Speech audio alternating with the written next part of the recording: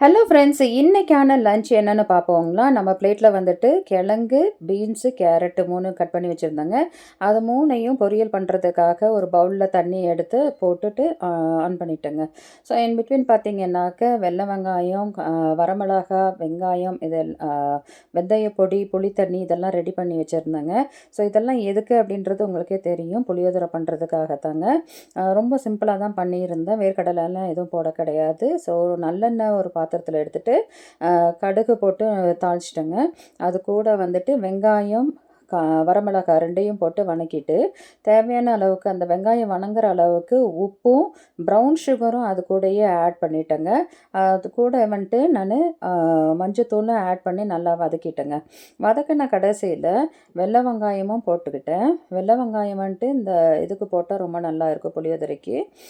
அது கொஞ்சம் வணங்கின உடனே நம்ம வெந்தயம் அரைச்சி வச்சுருந்தோம் இல்லைங்களா, அந்த பவுடரையும் நான் போட்டுட்டேன்.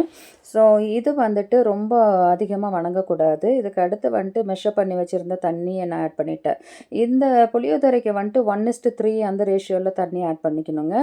ஸோ அதுக்கு அடுத்து தேவையான அளவுக்கு உப்பு போட்டுட்டு இந்த பபுள்ஸ் ஃபார்ம் ஆன உடனே ரைஸ் ஆட் பண்ணிடணுங்க. கொதிக்கக்கூடாது. புளி தண்ணி வந்துட்டு கொதிச்சிருச்சுனாக்கா கொஞ்சம் கசப்பாயிடும். ஸோ அந்த ரைஸும் போட்டு குக்கர் மூடி வச்சிட்டேங்க. அதுக்கடையில் வந்துட்டு நம்ம காயும் வந்துருச்சு. ஸோ ஒரு கடாயில் வந்துட்டு எண்ணெய் ஊற்றி கடுகு போட்டுக்கிட்டேன். அது கூட வந்துட்டு வெங்காயமும் பச்சை மிளகாயும் காரத்துக்காக ஆட் பண்ணிக்கிட்டேன். நான் வந்துட்டு மிளகாத்தூள் ஆட் பண்ணுறது இல்லை, பச்சை மிளகாய் மட்டும்தான். ஸோ அது வந்துட்டு வணங்குறதுக்காக உப்பும் அது கூடயே மஞ்சத்தூளும் சேர்த்து நான் வதக்கிட்டு இருந்தேங்க. கொஞ்சம் நல்லா வதங்கின கடைசியில் நம்ம வேக வச்சுருந்தோம் இல்லைங்களா, அது நல்லா தண்ணி போக வடிச்சிட்டு வெறும் காய் மட்டும் நம்ம அது கூட ஆட் பண்ணி நல்லா ஸ்டிர் பண்ணிகிட்டு இருந்தேங்க.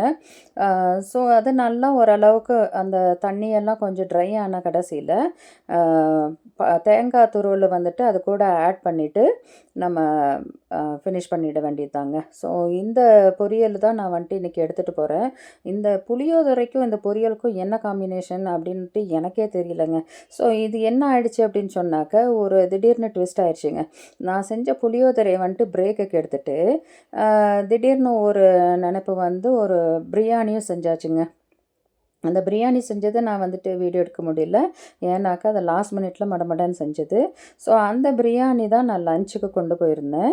புளியோதரை வந்துட்டு ரொம்ப அருமையாக இருந்துச்சுங்க.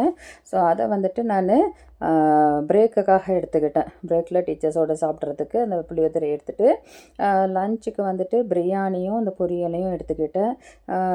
அடுத்து வந்துட்டு ஈவினிங் கிளாஸ் இன்றைக்கி இருக்கிறனால ராகி மால்ட்டும் எடுத்துட்டாங்க. இதுதாங்க இன்றைக்கி லஞ்சு. இந்த வீடியோ பிடிச்சிருந்துச்சுனாக்கா லைக் பண்ணுங்கள், ஷேர் பண்ணுங்கள், சப்ஸ்கிரைப் பண்ணுங்கள். மீண்டும் சந்திப்போம்.